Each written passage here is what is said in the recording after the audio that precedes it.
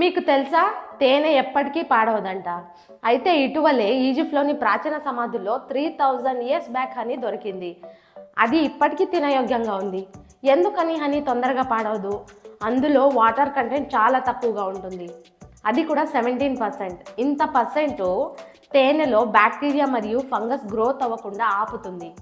అలాగే పువ్వుల నుంచి మకరందాన్ని పీల్చుకుని తేనె చేసే సమయంలో తేనెటీగలు అందులో ఉండే గ్లూకోజ్ ఆక్సిడైజ్ అనే ఎంజైమ్ని చేర్చుతాయి.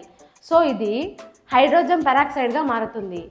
ఈ హైడ్రోజన్ పెరాక్సైడ్ ఒక ప్రిజర్వేటివ్గా పనిచేస్తుంది, అంటే ఎప్పటికీ పాడవకుండా నిలువ ఉంచుతుంది. అలాగే ఇందులో యాంటీ బ్యాక్టీరియల్ కాంపౌండ్స్ చాలా ఎక్కువగా ఉంటాయంట, అందుకని తేనె ఎప్పటికీ పాడవదు.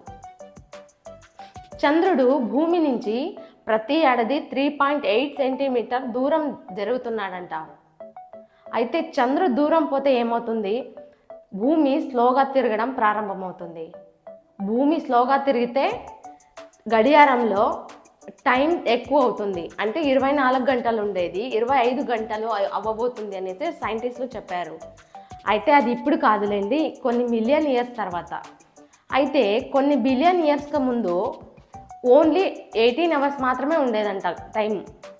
ఎందుకంటే భూమి మరియు చంద్రుడు అంత దగ్గరగా ఉండేవాళ్ళంట.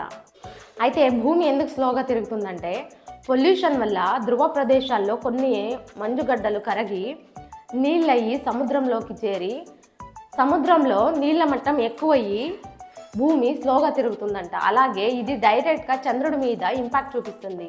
అందువల్లనే చంద్రుడు భూమి నుంచి దూరం జరుగుతున్నాడంట.